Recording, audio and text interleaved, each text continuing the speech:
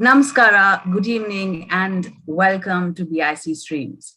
Bangalore International Center, or BIC for short, is an inclusive and neutral platform for informed conversation, intellectual dialogue, and exchange of ideas, arts, and culture.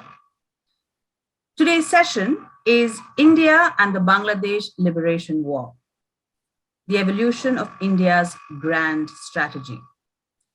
India and Bangladesh achieved a historic victory in the 1971 war. Yet, 50 years later, important questions remain about India's aims and policy in the war. Did India have a prior plan to break up Pakistan? When and why did it involve itself with the Bangladesh freedom struggle? When did India decide to prepare for military action? And several others.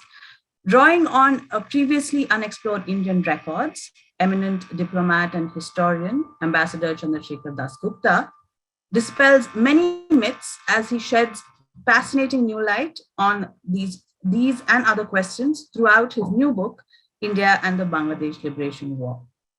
Deeply researched over 18 years, this authoritative, lucid, and compellingly narrated book also reveals why and how India fashioned an overarching grand strategy, employing every instrument of national power, political, diplomatic, economic, and military, to help the Bangladesh freedom fighters speedily liberate their country.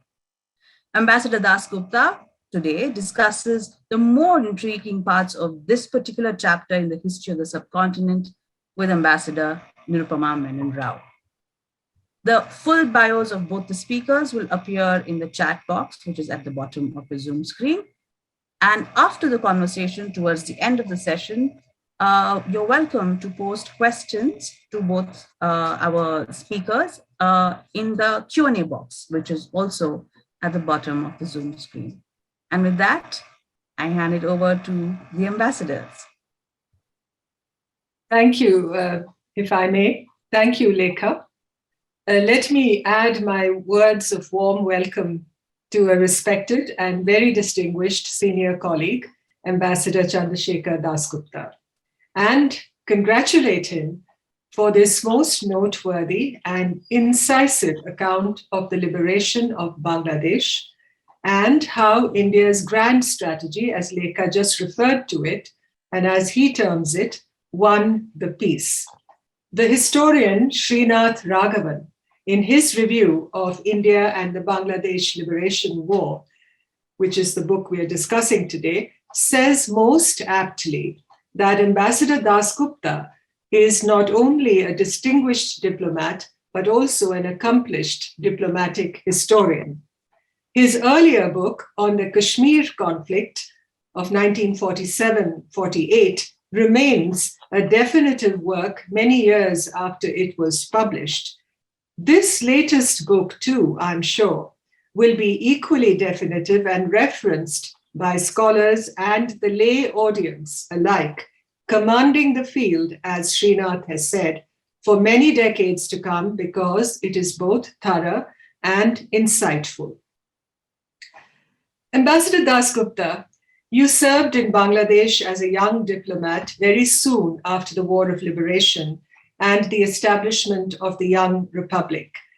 Tell us briefly of your impressions on coming to a nation that had just emerged from conflict and was still struggling to recover from the cruelty of the unspeakable crimes committed by the Pakistani military junta.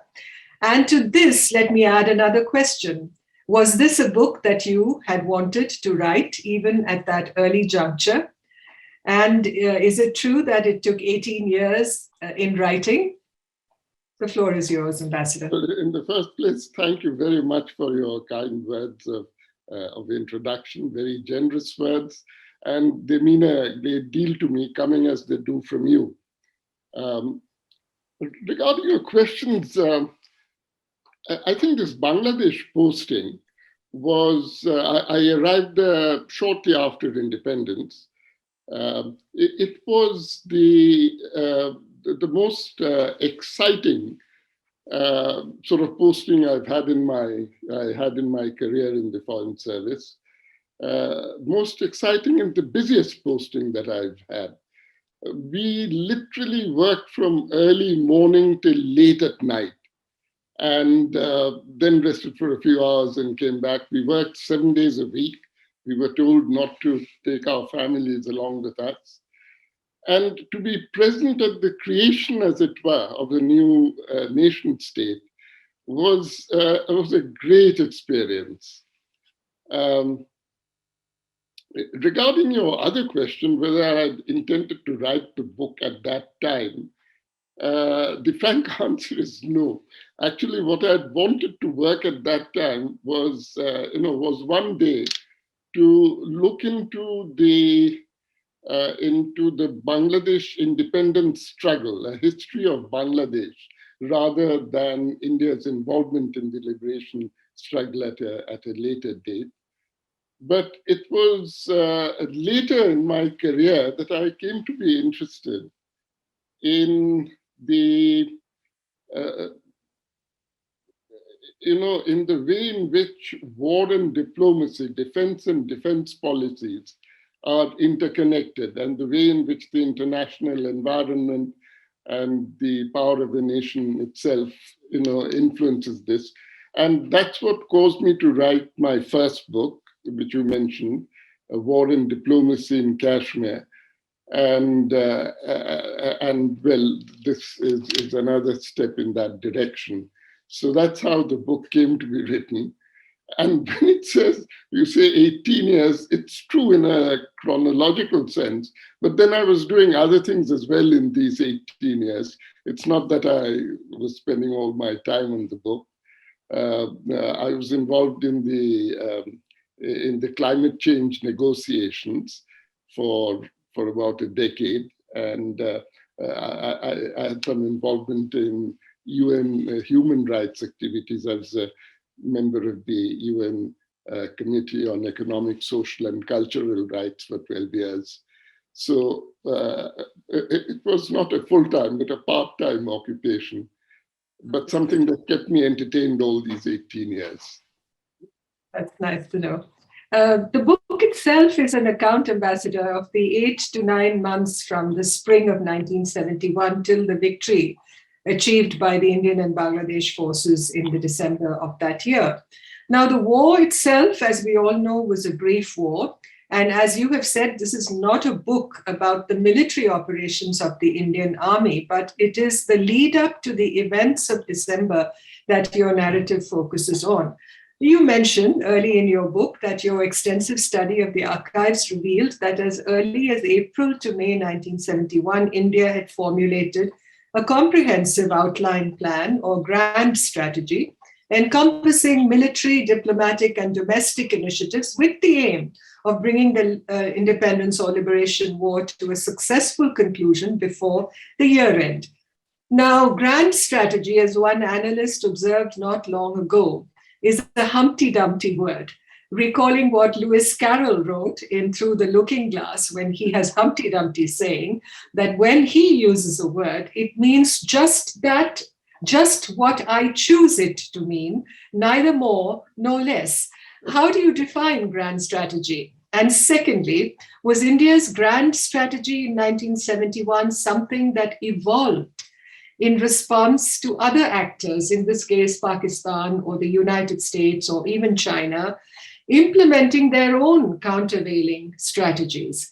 I presume that our purpose was to wrest the maximum advantage from the situation and build our preferred future, which was the end of Pakistani sovereignty over the territory, which is now Bangladesh, and to proceed in a deliberate, almost sequential manner to achieve our aims on the diplomatic, political, and security fronts. Now, such unity of vision between different wings of government, as we well know, is not easily accomplished in normal situations. For instance, you speak of how in the initial stages, there was a difference of perspectives between the Ministry of External Affairs and the intelligence agency, the Research and Analysis Wing, or the RAW, RNAW as we know it, on how we should approach the deteriorating situation in the erstwhile East Pakistan. I just thought I'd lay this out a little for your, response and your detailed. Thank you. Actually, if that quotation from Lewis Carroll is very apt, because the term grand strategy has been defined in various ways. And that's why I take some care in this book to define it the way that I want, which is, the way in which defense, foreign, and domestic policies are shaped and integrated to achieve a clearly defined political aim. It's the way in which all the elements of national power are brought together to achieve an overarching aim. Now, the term has also been used, grand strategy, in different ways, and many others, for example, have used it to mean a long-term strategy, something stretching over, say, 50 years, and so on and so forth, for building up, one's national strength or achieving an economic target, etc. So that's why I took care to define the term as I meant it. Some have described this as an all-of-government approach. That's another way of putting it, but it means much the same thing. Now, you said, how other countries reacted to it, how we took into consideration. So the grand strategy that we evolved during the course of April and May was flexible, and it had to adjust to a diplomatic revolution that occurred midway, namely the breakthrough in US-China relations and the emergence of some sort of a quasi-alliance between the United States, China, and Pakistan over this issue. It had to have that flexibility, but we never lost sight of the principal objective. And the principal objective, as you said, was to ensure the speedy victory of the Bangladesh freedom struggle. Because we feared that if there was protracted chaos, a drawn-out guerrilla war in East Pakistan, it would spill over to India, to adjacent areas in India. Now, this seems a little strange today, but we must remember that in 1971, West Bengal was still coping with a very serious Naxalite problem, and not just West Bengal, other parts of India also. And therefore, this fear that our internal security and stability would be affected was the determining factor, the principal factor in our decision to intervene. I'm not going into whether this was a correct sort of assumption or not. I don't think there's much point in attempting a contrafactual exercise. This was the element. And as you rightly said, there was an ongoing debate between RAW and the Ministry of External Affairs on what we should do, given the chances of Pakistan breaking up. RAW had alerted government as early as April 1969 that Pakistan was likely to break up, that the discontent in East Pakistan, what was then East Pakistan, and the strength of public support for the 6-point movement launched by Mujib was so strong that the Pakistan authorities would bring in the army to crush this, that at that point, the East Bengal regiment would take up arms in support of the Awan League cause, the autonomy cause, and the civil war would break out. And incidentally, it wasn't only the RAW which came to this assessment.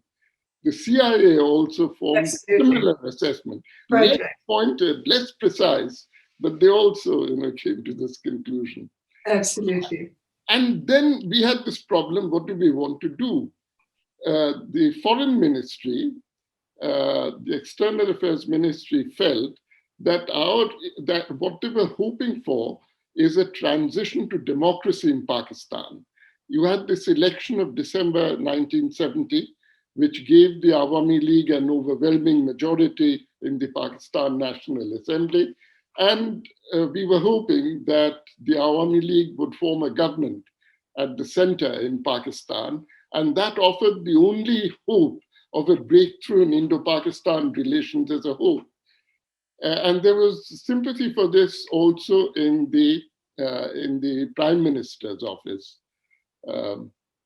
The secretary to Prime Minister Haksa was himself a foreign service officer, and he was in sympathy with this view.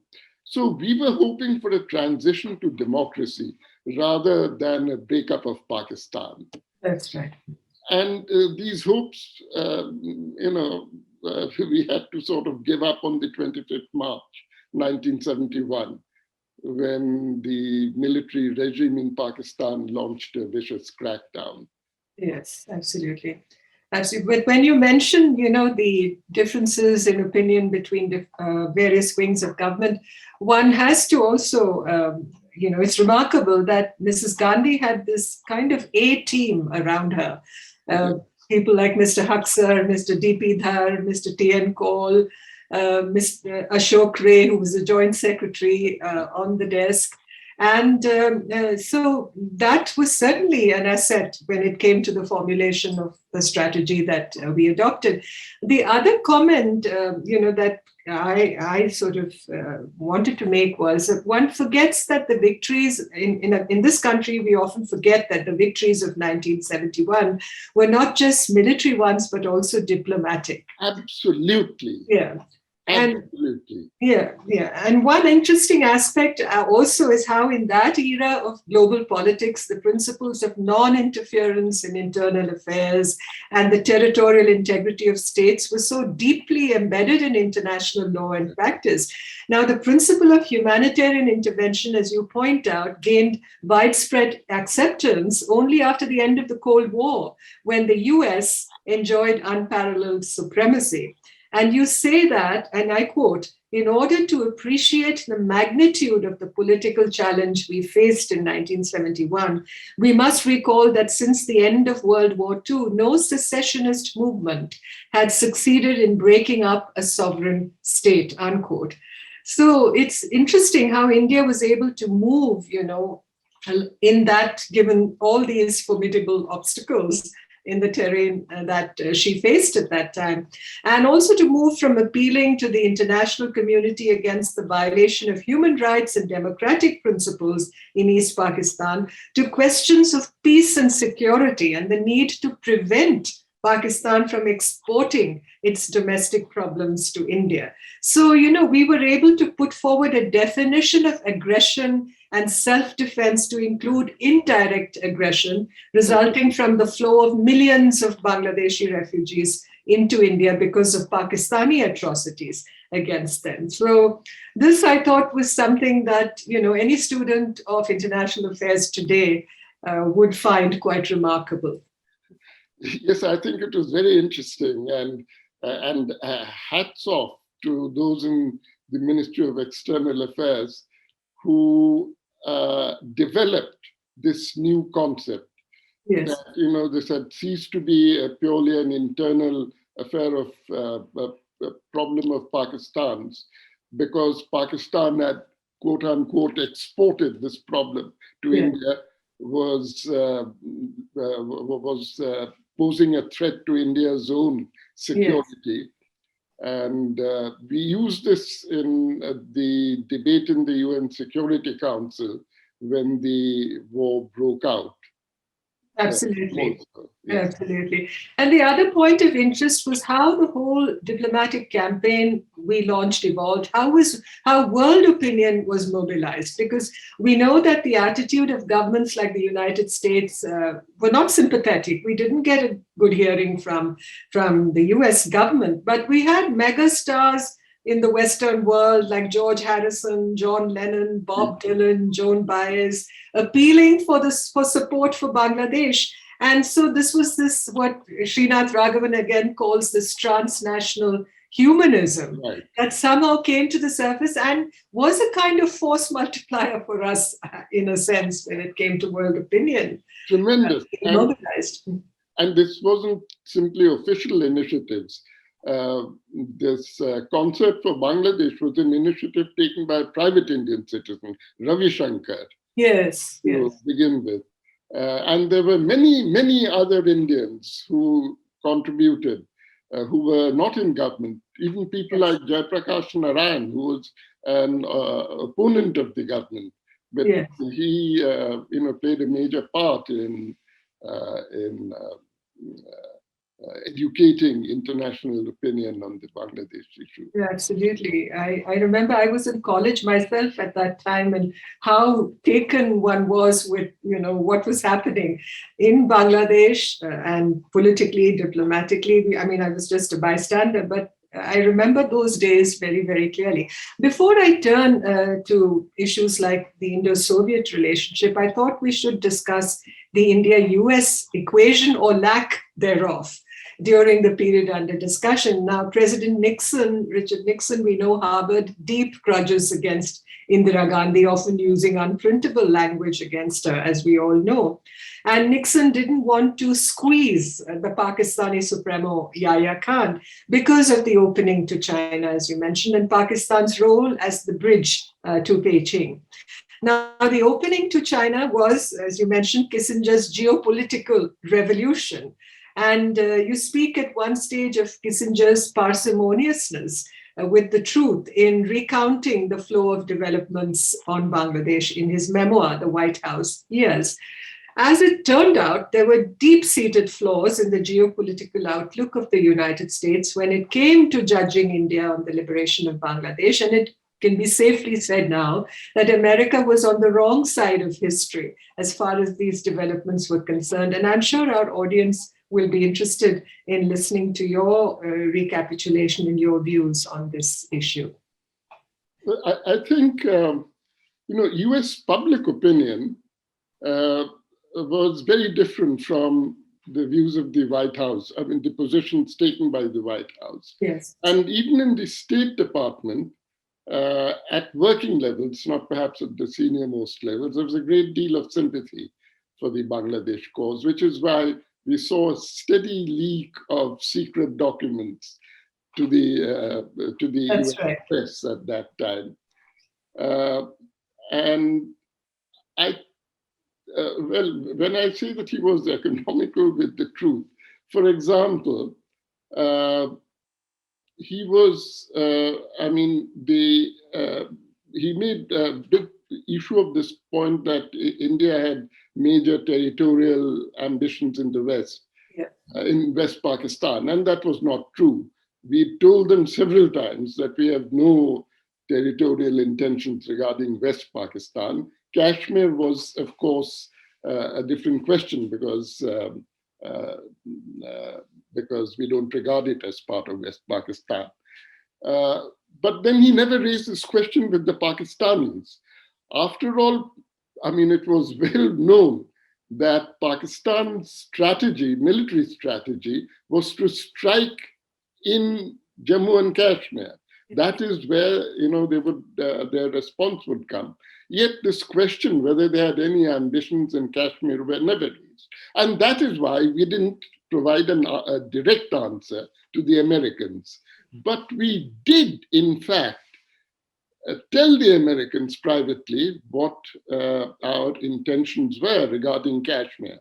On the 12th December, our Foreign Secretary, T.N. Cole, told Ambassador Bush in the UN that we intend to make minor modifications in the ceasefire line, but this will be bilaterally agreed with Pakistan. We don't intend to impose a settlement. So this is very clear. And Bush immediately reported this to the White House, and we know that Kissinger saw this because the same day he put up a memorandum to the president over his signature. And he summarizes it very, very accurately, what Bush was told. And yet, in the memoirs, you find no mention of this. But this is only one instance, and there are many other instances where his memoirs are not consistent with the record. Absolutely. And, talking about the China factor in this context, the White House believed that China would very likely come to Pakistan's aid through action against India on our common borders. But that did not take place. In fact, you mentioned the Chinese leadership's response to American overtures about supporting China in the event of the latter attacking India, since maximum intimidation of the Indians was needed. In fact, when the Chinese were informed that the US had a fundamental interest in maintaining China's viability, Mao Zedong is believed to have said, "Why should our viability become China's concern?" I mean, I think thereby hangs a tale also. This whole question of Chinese involvement coming to Pakistan's aid. Precisely. You're quite right. I mean, there are authors, I won't sort of name them, who think that actually the White House strategy was quite right because China was a more important factor in US calculations than India. I think they missed the point that the White House misread the Chinese position. They weren't looking for an American umbrella against Soviet attack. They were not prepared to subject the defense of China to an American nuclear umbrella. Yes. And I think this was a major miscalculation. Absolutely. Of course, this is not something addressed or covered in your book, but why do you think the Chinese decided against any overt support or military support to Pakistan at that time? Was it because of internal political factors? Was it because of their difficulties, already rather deep difficulties with the Soviets? Or was it because they were already, there were signs that a thaw was beginning in India-China relations at that time, or at least some overtures were being considered from both sides. In fact, Mrs. Gandhi had spoken about it in 1969 when she said we were prepared to talk to the Chinese. And then, of course, in 1970, you had the famous Mao smile and handshake with Brajesh Mishra at the October parade. So I'm just wondering, I'm trying to read, the significance of the Chinese actions. No, you are quite right. In point of fact, during the course of the war, Mrs. Gandhi did write to Zhou Enlai, explaining India's intentions and assuring her that, there's nothing which affected Chinese interests and so on. Now, having said that, I frankly do not know why China did not intervene. It's possible that they considered that it would be unfructuous, that they wouldn't be able to bring adequate pressure against India. After all, in December, the Himalayan passes were icebound and access would be slow. But I should mention that there was a briefing given during the war when the Defense Secretary, K.B. Lal, was asked by a journalist, what China's position was. And K.B. Lal remained silent for about 30 seconds. And then he said, looking upwards at the ceiling, he said that I think both sides, India and China, are praying that the passes will be unpassable. Impossible, something of that. Yes. So the winter factor. The winter factor. Yes. So it could be that. It could be that they had a more sophisticated understanding of the situation on the ground in East Pakistan than their public statements would suggest. I don't know whether this is true, but I mention this because, the Pakistan ambassador in Beijing at that time was from East Bengal, Ambassador Kaiser. And his second in command, Councillor Obaidullah Khan, was also from East Bengal. And certainly the latter, I do not know about the ambassador, but was in touch with our sort of people. Right. Now, when a Pakistan delegation, a senior delegation visited there, this is the account of the Pakistan Foreign Secretary at that time. In his memoirs, he says that they were received by Zhou Enlai very warmly. And then at midnight, Zhou Enlai paid them a visit. They were sort of startled to see him. Yes. And at the guest house where, Kaiser was not present. He was asleep in bed. Yes. And Zhou Enlai told them that, Ambassador Kaiser is from the East, and I wanted to spare him any embarrassment he might feel.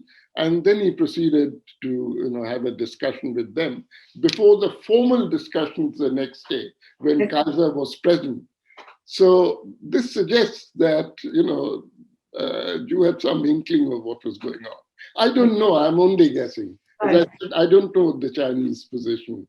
Yes. What the Well, calculations were. absolutely. The archives, of course, are closed. There may be diplomatic memoirs that speak to this, but that has to be the subject of another investigation.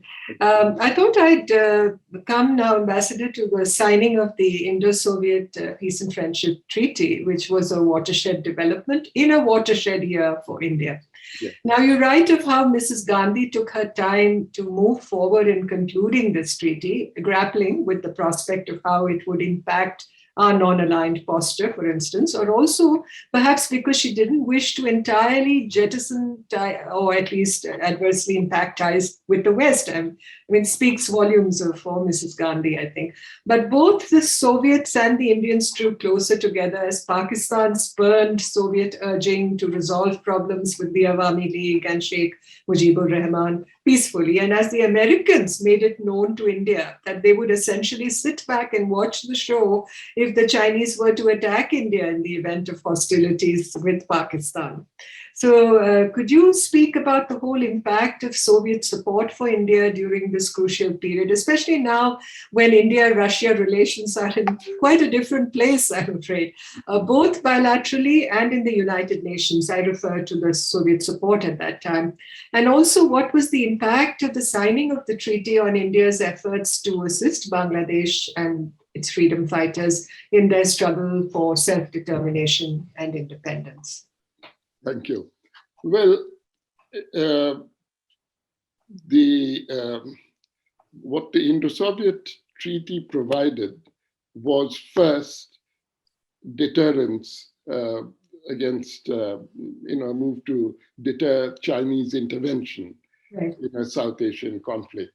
That was, I think, the principal thing.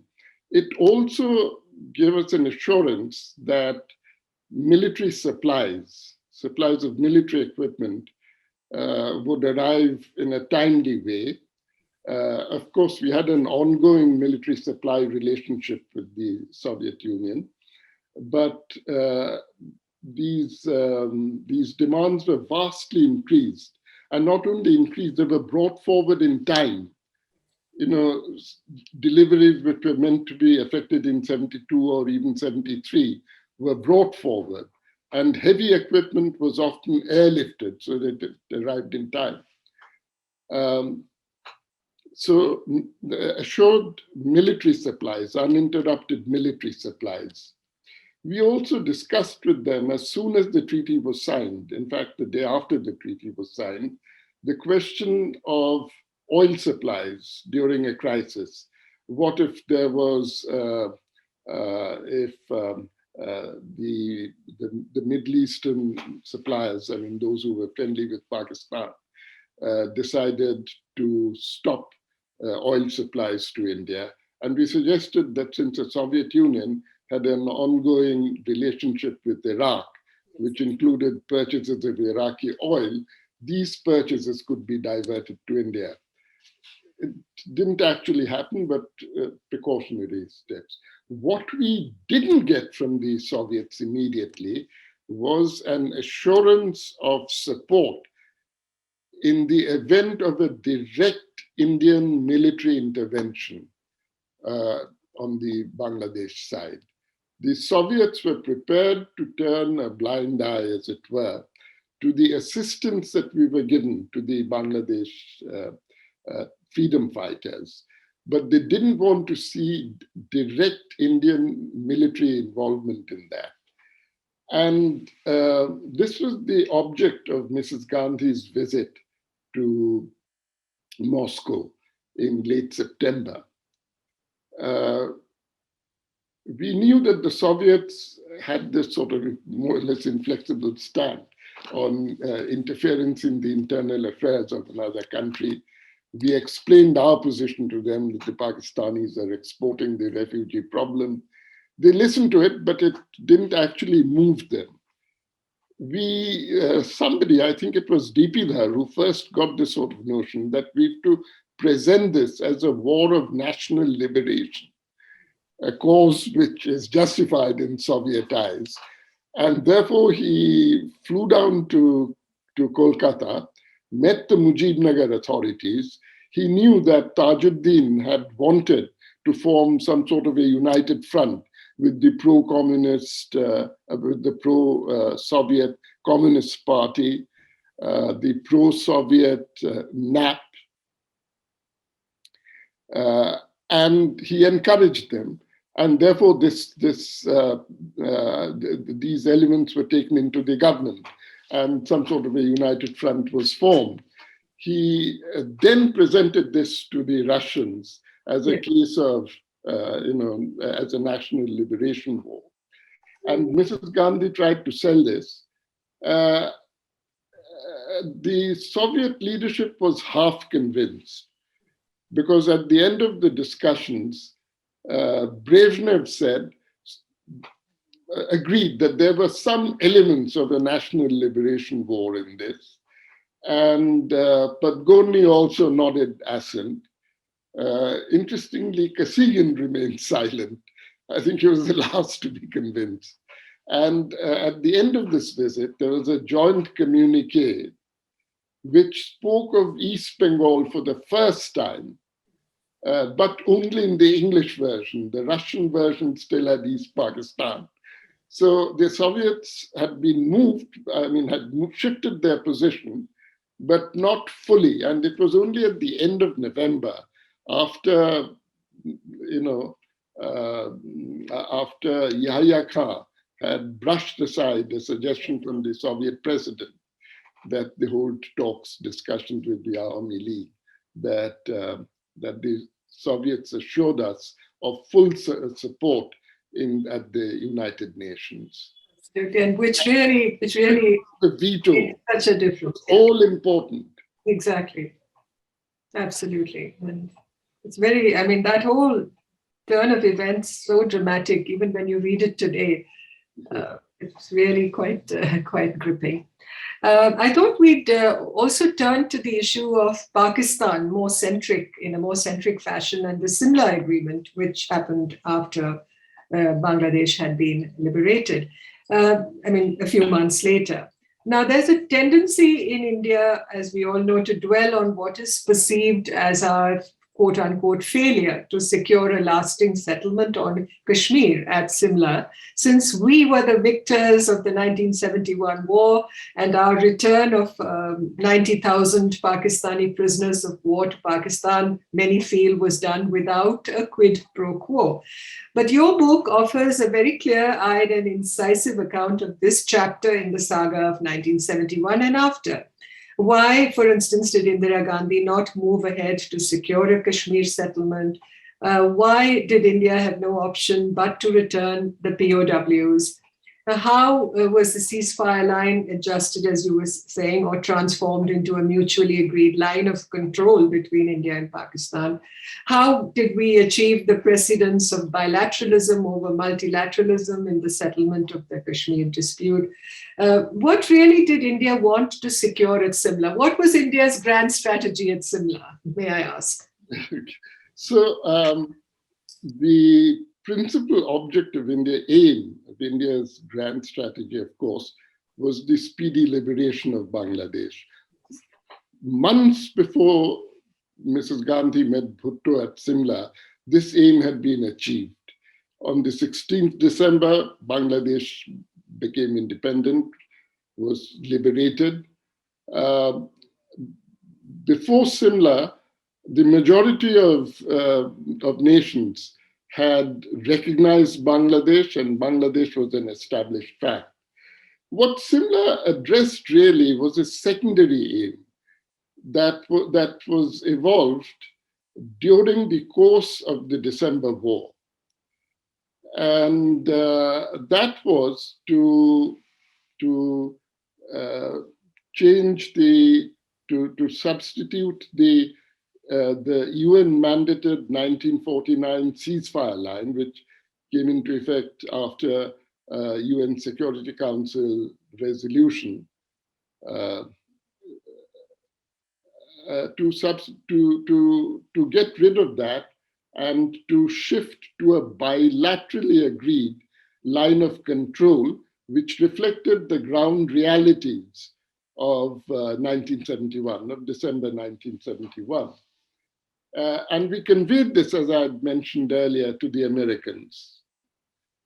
Now, this was part of our efforts to shift, to shift from a multilateral to a bilateral fora for settlement of Indo-Pakistan issues. This is what we wanted really to achieve, to get rid of the UN sort of thing and to do this, to attempt a settlement of issues bilaterally with Pakistan. And this was what Simla was about. And I think it was this aim was substantially achieved at Simla. We did get a line of control which replaced the old ceasefire line. And we did get a commitment of sorts to bilaterally discuss and resolve other outstanding issues between India and Pakistan, including a final settlement of Kashmir. It was never our intention to seek a final settlement of the Kashmir issue at Simla, meaning to convert the line of control into a formal international boundary. Mrs. Gandhi feared that she'd be criticized by the Indian public, that she'd be attacked for having surrendered Pakistan-occupied Kashmir, half of that. Yeah. And therefore, she didn't see this as something which could be immediately achieved. I think this was her long-term goal, and she did, point sort of events in that direction. But I don't think it would have been feasible to settle the Kashmir issue once and for all at Simla in 1972, or for that matter today. Yes. Because even today you had authoritative statements saying that, we are going to take back the Pakistan-occupied Kashmir. Exactly. And I don't think the Pakistanis have been ready at any stage to accept that either. So that I think we tend to delude ourselves that somehow a settlement could be reached on that basis. And frankly, the POWs, the prisoners of war, could not be used as a bargaining counter in that sense. I mean, this is a gross violation of the Geneva Conventions, of well-established, international law. It would not only have earned us, criticism, condemnation from the rest of the international community, more importantly, it would have deprived us of the protection of the Geneva Conventions in any future conflict with any other country where Indian soldiers were taken as prisoners of war.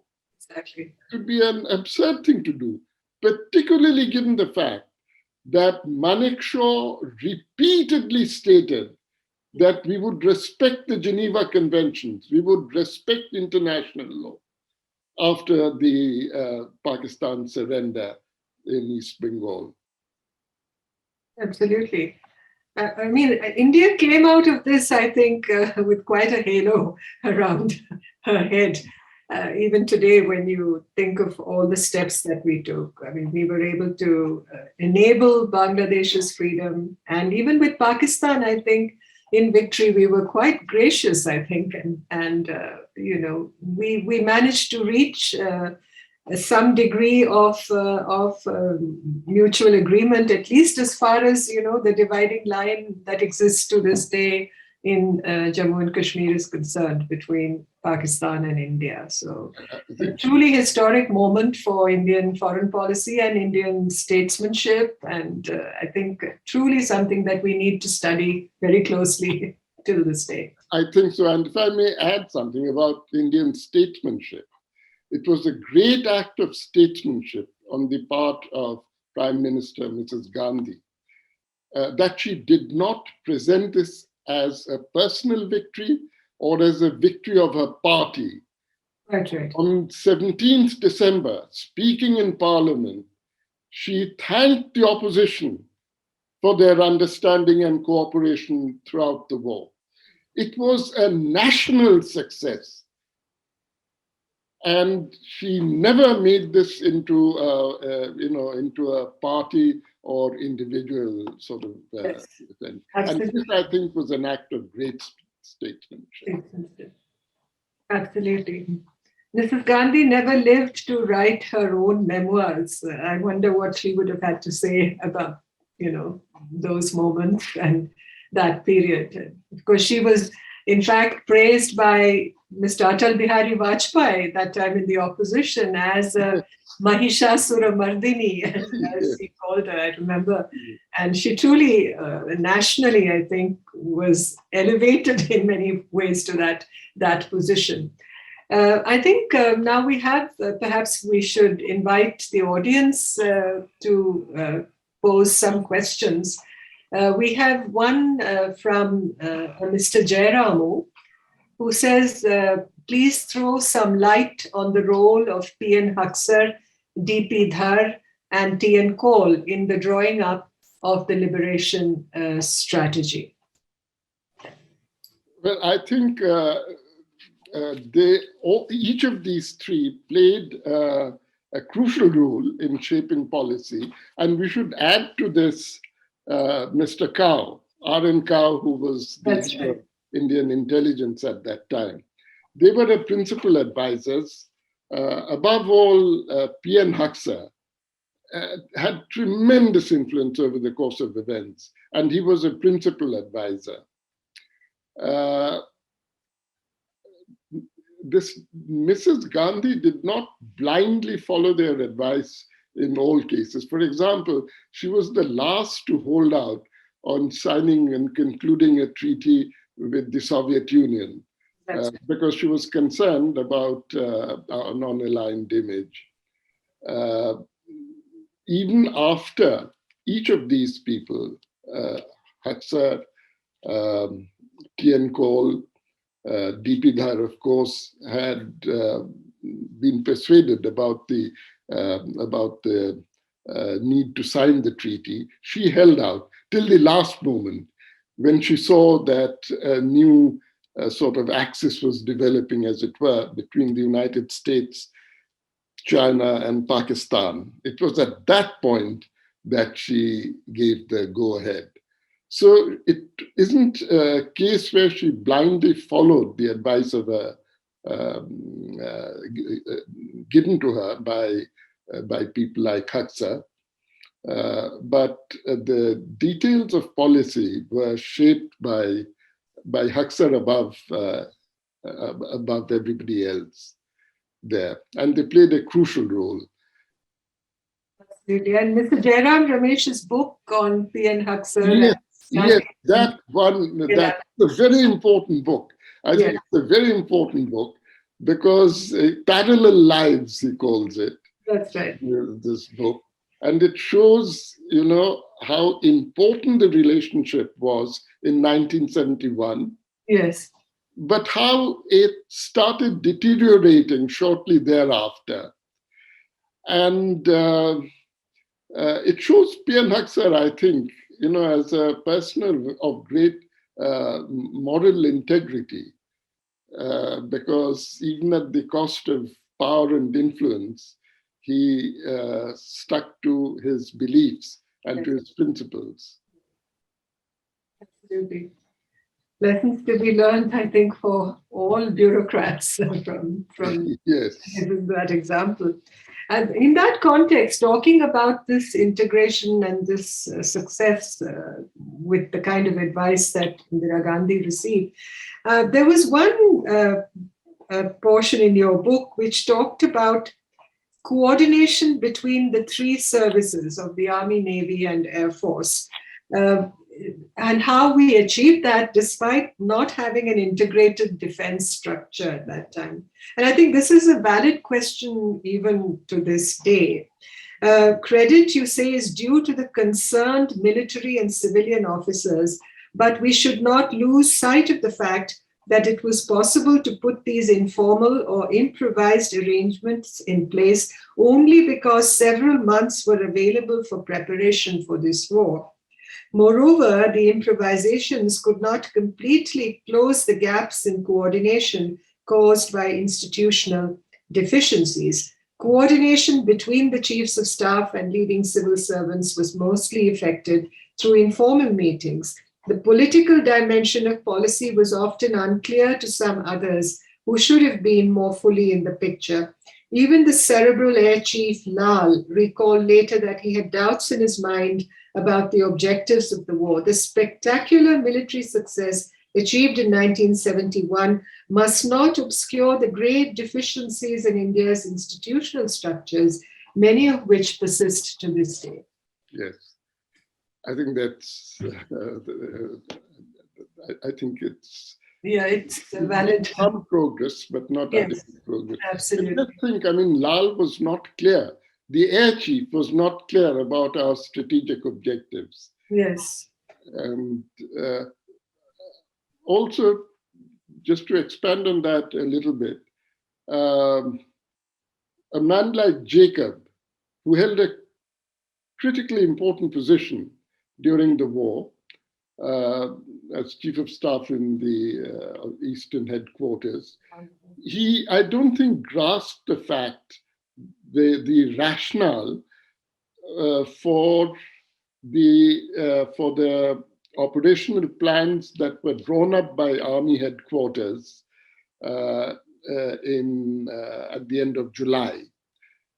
Dhaka was not part of the plan. The idea was to occupy most of Bangladesh, leave Dhaka, but secure all the major ports in Bangladesh, Chittagong and the other two, sort of, and Khulna. Because we feared that a Security Council resolution might bring hostilities to an end before we had achieved the purpose of liberating Bangladesh. Yes. So the idea was more limited. It was to make it impossible for Pakistan to keep their hold on Dhaka because the troops could not be replenished or supplied. Yes. Now, these plans were drawn up before the conclusion of the IndoSoviet treaty, and we did not have a Soviet assurance regarding a veto till the end of November.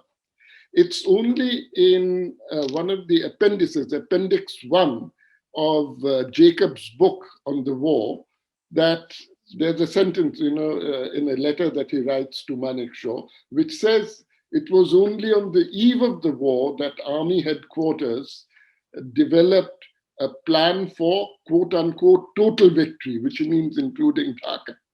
But this is because there was an assurance of a veto. Yes. So what I mean is, this strict compartmentalization of foreign policy, defense, etc. This is something which we need to look at again and to recognize. Yes, absolutely, absolutely.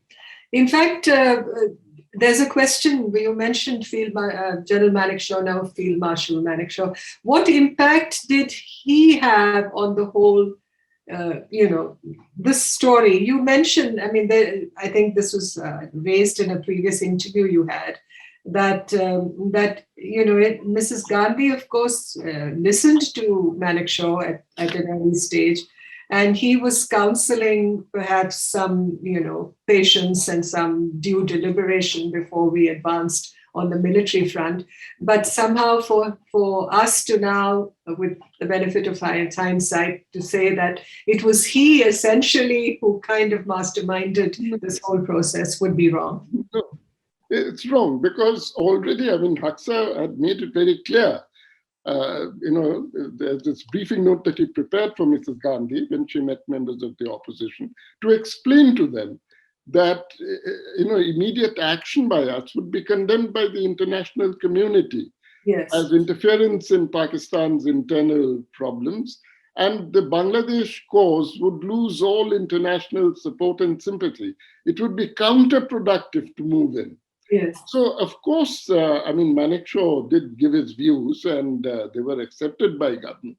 But it's not as if he restrained an impatient Mrs. Gandhi from ordering the army into Bangladesh at that time. Now, I must say that a lot of senior military officers, retired military officers, have criticized this statement of mine.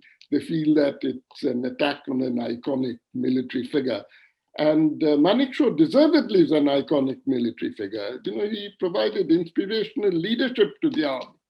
But he was a human being after all, and like all other human beings, he had his his weaknesses, and he was a bit of a raconteur, and he did tend to build up these things. Now, I want to read here a very important sort of paragraph from a book on the 1971 war, written by Major General Sukhwant Singh in 1980, long before these sort of debates. This is the book on the Bangladesh Liberation War, and Sukhwant Singh was the Deputy Director of Military Operations. And recounting these events, he says, that Manikshaw had these sort of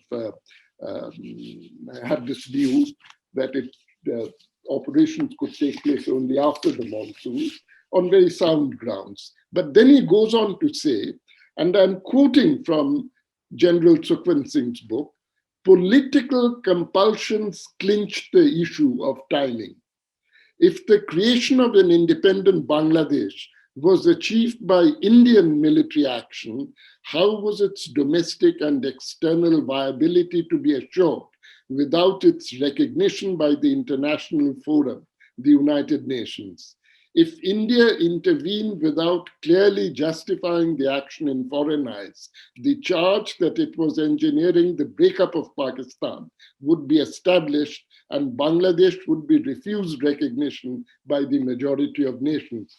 The point I'm trying to make is that that army headquarters, and more specifically the DMO, the Directorate of Military Operations, clearly understood that it was the political factor that was the decisive element in government's decision. Absolutely. But unfortunately, we tend to, rely on sort of folklore, on gossip, rather than on turning to the records to see what actually happened.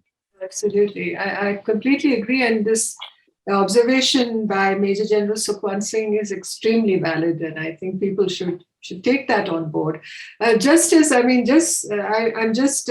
at the list of questions, and we've just spent a good 10 minutes in our discussion talking about Pakistan and Simla, and yet a gentleman has asked the same question about how this was a diplomatic faux pas and how we gave up the prisoners. So I would urge the questioner to please read the records more carefully and not be taken in by stereotypical views of what happened. I think we're too governed by these views and a kind of stereotype, applying the stereotype to any such thing. We didn't wave any white flag of surrender at Simla. We didn't. So I'm afraid that, so there are two other questions. One is from Mr. D.A. Prasanna, and he's not talking about 1971 here. He's talking more about post-independence in Bangladesh and, the assassination of Sheikh Mujib. And again, the question is, how did we, that is India, let the assassination of Sheikh Mujib to take place? Where did we fail? I'm not an expert on that period, so I don't know whether you could answer that question. Well, Bangladesh is an independent state, is an independent country. There's no way in which, we don't run the affairs of Bangladesh. So Exactly. how could we have prevented this? It's only the Bangladesh authorities who could have prevented it. But all that we could do was to encourage those forces, those elements, those political parties in Bangladesh which opposed the plotters, who assassinated the father of the nation, Mujibur Rahman, and who tried to convert Bangladesh into a military dictatorship on the Pakistan model. We continued to support democratic elements in Bangladesh, and that is the most that we could have done. Absolutely. And I think what we have today is, the ground that Bangladesh has covered, the progress it has made. And I think in many ways, in South Asia, it has become quite a poster child, I think, for what we can achieve through far-sighted economic policies and more inclusiveness. And I think the India-Bangladesh relationship also is in a good place. I think one cannot deny that. Yes, I think it's the Indo-Bangladesh relationship is in a good place today. We should never take that for granted. It's important to keep cultivating these good relations and to ensure that they always remain on an even keel. Absolutely. And, talking about Pakistan and Kashmir, and when one reads your book, one point that appears many times is that the freedom fighters in Bangladesh, the Awami League, and even, before Sheikh Mujib, what Mr. Sohrawardy had to say about, the future of East Pakistan. The issue of Kashmir, which has been, this bone of contention between India and Pakistan, was never something that figured in the calculus of the Awami League, even when, they were a part of Pakistan, when they were, when Bangladesh was still, literally a twinkle in the eye at that time.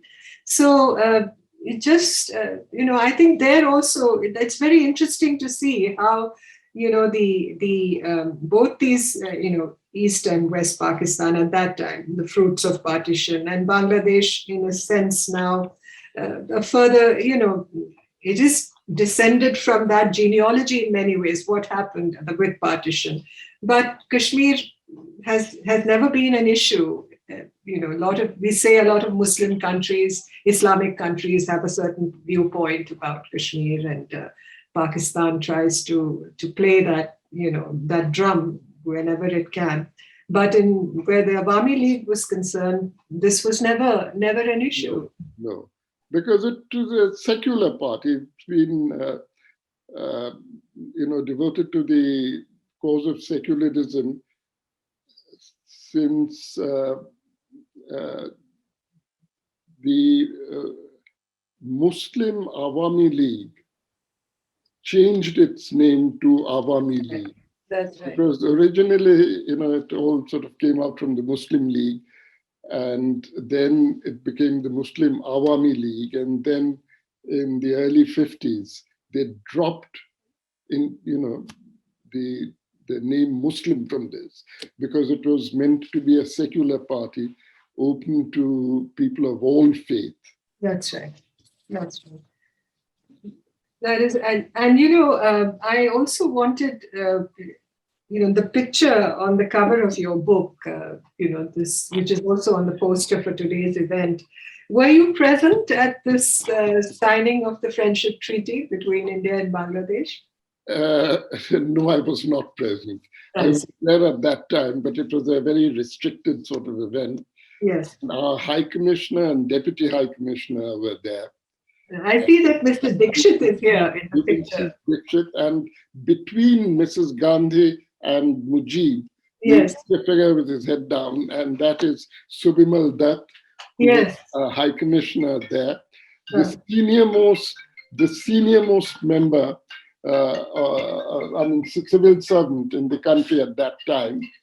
He joined the Indian civil service in the late 1920s. And he was a remarkable man, a man of great integrity, Spartan sort of living lifestyle.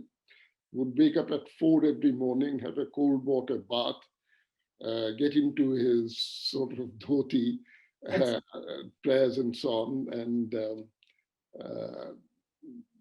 very, very hardworking, even though he was in his 70s at that time. Absolutely. He was for Foreign Secretary during the years when our difficulties with China emerged in the late 50s. And it's fascinating to listen to his account of those times. And I've read somewhere that he was an ICS officer cast in a very different mold, not anglicized, not, that England returned type, but, very much a son of the soil. Very much a son of the soil. And he sat for the ICS exams from India. Yes. He hadn't been to Britain at that time. And he told me once that he was a probationer under B.R. Sen. Yes. And in those days, probationers stayed with the collector. And he used to look forward to B.R. Sen going on tour, because then he could get into his dhoti, sit cross-legged at the sort of dining table, eat his sort of meal with his fingers, whereas B.R. Sen would insist on proper attire. That's right. And table and, knives and forks and so on and so on. Exactly. But he had, I think it's an unparalleled position, powers, as head of mission, because it was understood that anything approved by him would automatically get financial approval. So we didn't wait for financial approval. If it had the High Commissioner's approval, then that was a decision of government.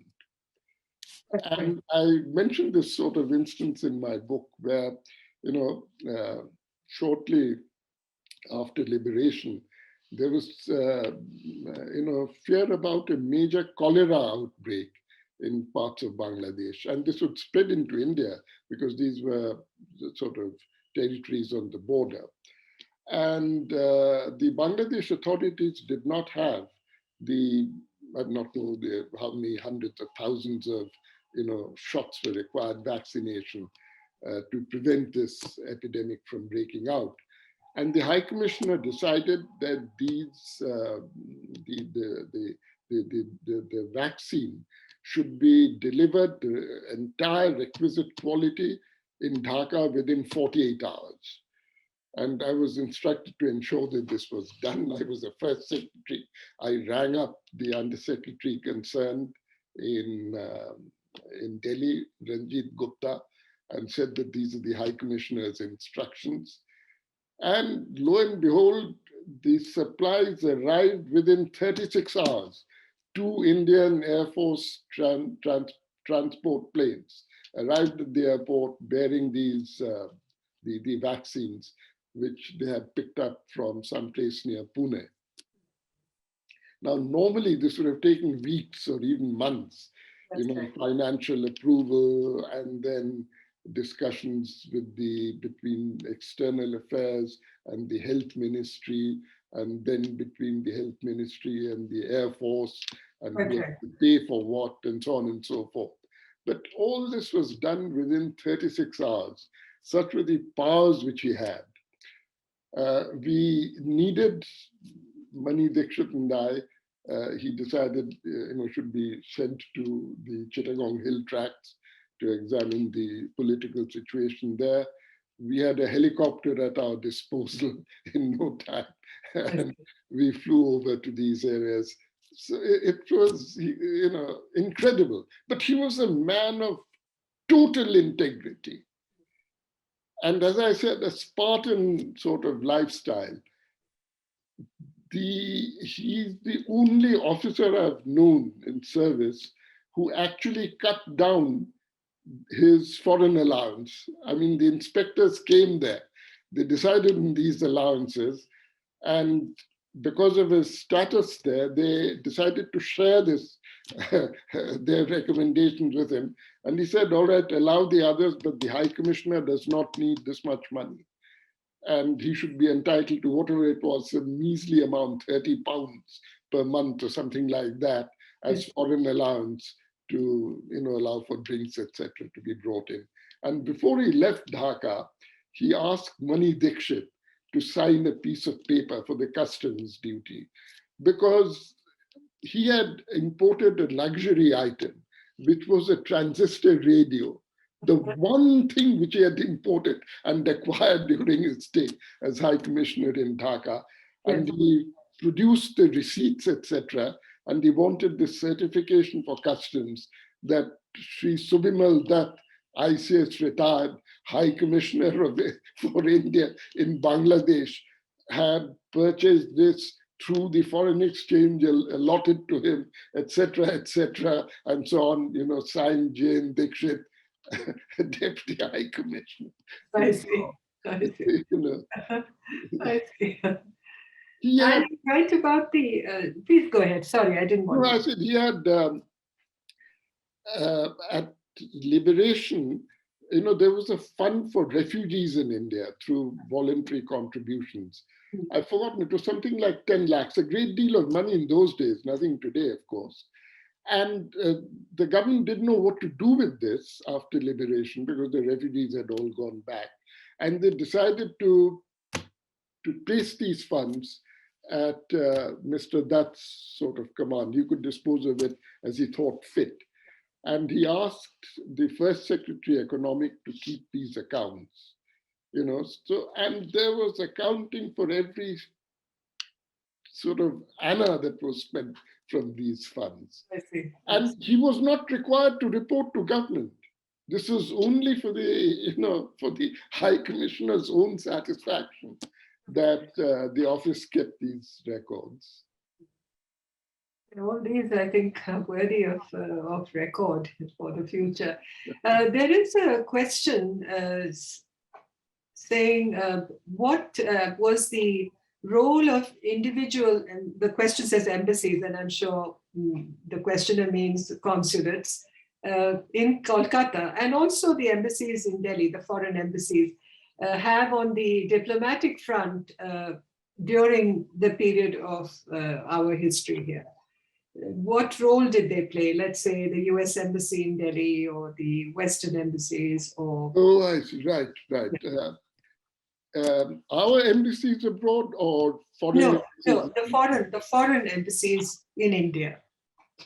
Well, it's a very interesting question.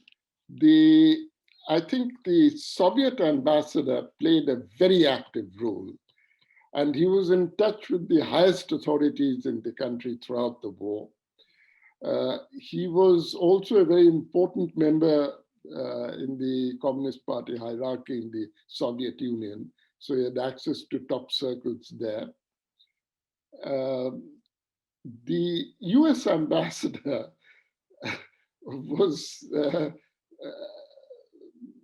he had deep reservations against his sort of policy. Yes. And he, in fact, towards the end, when the Enterprise arrived in the Indian Ocean, he said that I find it impossible any more to explain, Yes. government's policies here. And he said he was inundated with letters from private American citizens saying, what the hell is our government doing? Right. So, so he was in a very awkward sort of position. I think these were the two major players involved during the war. Incidentally, after the war, you raised this question of consulates. The Bangladesh consulate in Kolkata played an extremely important role. Even during the liberation struggle, of course, they were one of the first mission as a whole, which went over to the freedom fighters, Yes. the Mujibnagar government. But after liberation, the Bangladesh Deputy High Commissioner's office in Kolkata actually was larger, had more personnel than the embassy in Delhi. I see. It gives you an idea of how important they considered the connection with West Bengal to be. West Bengal. In fact, the late Krishna Bose writes in her memoir about in the summer of 1971, when her husband and she had invited the Pakistani Consul General in Kolkata and his family and his deputies for a dinner. And they were all from East Pakistan, these officers, and how they sat around after dinner and sang Tagore songs, and how there were tears in the eyes of these Pakistani diplomats who were actually from Bengal when they sang those Tagore songs, and this feeling, of this connection between Bengalis on both sides and respect for a common heritage, which is sometimes so absent in South Asia today. Yes, that's true. That's true. Tagore I think he's remarkable and quite exceptional in the sense that he's the only person I know of who has composed the national anthems of two countries, and I believe has also inspired the national anthem of a third country, Sri Lanka. Yes, absolutely. Absolutely. In fact, a lot of Sri Lankan music has been influenced by India during, our freedom struggle, the music of our freedom struggle. And a lot of Marathi composers have influenced Sri Lankan music, apart from, the Bengal connection. So it's quite a subject worthy of study. There was a question, since we seem to be, running out of time. There was a question about the role of Foreign Minister Swaran Singh, in the history that you've written about. I know he figures a lot in the book, and he seems to be a very calm and composed interlocutor on every occasion that you write about. But tell us something about the man and his role as foreign minister at that time. Sardar Swaran Singh was a remarkable person. I mean, he was unflappable. He was never overexcited, always great balance, moderation in his attitude, in his views. On the Bangladesh question, there's evidence that he had reservations about our policy. Now, what exactly these were, I do not know, but that he had reservations, I do know, because in the P.N. Huxer papers, there's a small note from Indira Gandhi in her own handwriting. There's an envelope, and she says, Shri P.N. Huxer, most urgent. And there's a short note in her handwriting saying that about our meeting tomorrow with the Mujibnagar authorities, I leave it to you to decide whether to invite Foreign Minister to Swaran Singh because of his views. So, there's just a little sort of slip of paper with that handwritten. So that suggests that he had other views.